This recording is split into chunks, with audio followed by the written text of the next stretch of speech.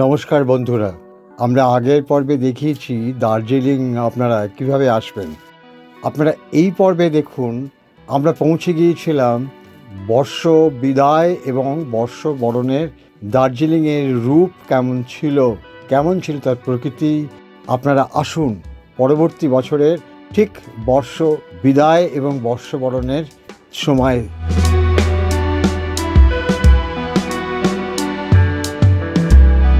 জীবন থেকে একটার পর একটা দিন 5 বছর পেছনে সরে যায়। নদীর জলের মতো ক্রমাগত পুরনো জল সরে যায়, আবার নতুন জলের জায়গা দখল শুরু হয়। জীবন ও প্রকৃতির এই বৈচিত্র্য বড়ই মধুর।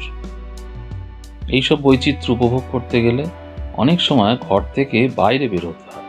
তাই এবার আমরা 2023 বর্ষের শেষের দিনে চলে এলাম পাহাড়ে, যাকে বলে পাহাড়ের রানী, কুইন অফ হিল, সেই দার্জিলিং।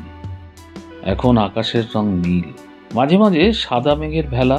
সকাল থেকে অনেক রাত পর্যন্ত দার্জিলিং শহরের পথে পথে মানুষের মিছিল। রাতের দিকে তাপমাত্রা শূন্যের নিচে নেমে যায় দার্জিলিংয়ে। দিনের বেলা 2 থেকে 3 ডিগ্রি তাপমাত্রায় আমার মতো আরও হাজার হাজার ভ্রমণার্থী বর্ষবিদায় ও বর্ষবরণের উৎসবে সামিল হতে চলেছে দার্জিলিংয়ে। রাস্তায় ঘাটে গিজগিজ করছে মানুষ আর মানুষ। দেশের বিভিন্ন প্রান্ত থেকে তারা ছুটে এসেছে পাহাড়ে, যেন তিল ধারণের ঠাঁই নেই দার্জিলিংয়ে।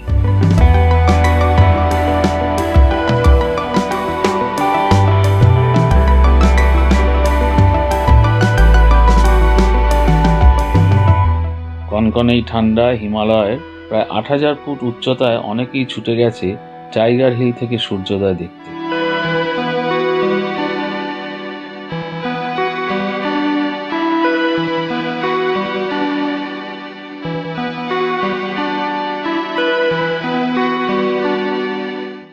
ম্যালের এখানে ওখানে জমজমাট উৎসব। থাকবার হোটেলগুলোতে জায়গাই নেই, খাবারের হোটেলগুলো তো দিনরাত খাবার তৈরিতে ব্যস্ত।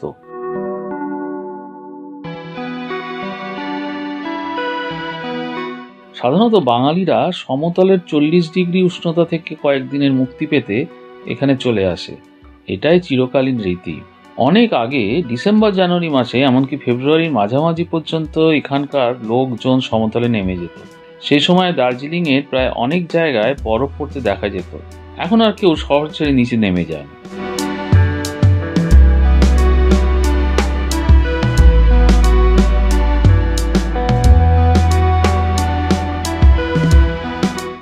এখানে এসে অবশ্য আমরা শুনলাম যে বর্ষবরণের উৎসবে নাকি সামিল হতে অনেকেই ছুটে এবার গেছে পুরী কিংবা দীঘায়। সারাদিন ধরে অপেক্ষায় ছিলাম সূর্য অস্ত গেলে শৈলশহর দার্জিলিংয়ের রূপ কতটা ঝলমল করে সেটাই দেখব। আজকের এই অভিজ্ঞতা আমাদের জীবনে দুর্লভ সঞ্চয় হয়ে রইল।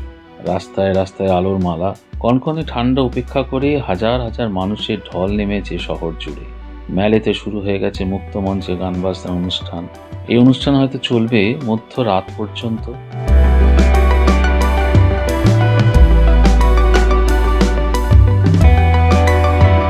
এই উৎসবে সামিল হতে পেরে নতুন প্রাণের সঞ্চার চারিদিকে ঝলমল করছে। এই উৎসবে সমারোহে ভাষা, ধর্ম, বর্ণ, দলাদলির কোনো চিহ্নই নেই। 2024 সালকে আহ্বান করে মহামানবের মিলন ঘটেছে, দূরে অন্ধকারে ধ্যানগম্ভীর শ্বেতশুভ্র কাঞ্চনজঙ্ঘাকে সাক্ষী রেখে।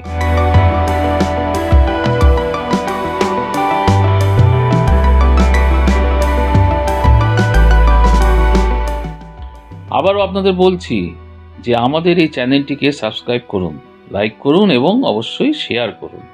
এইরকম ভিডিও যদি অনবরত দেখতে চান তাহলে আপনাদের আমাদের সঙ্গে থাকতেই হবে।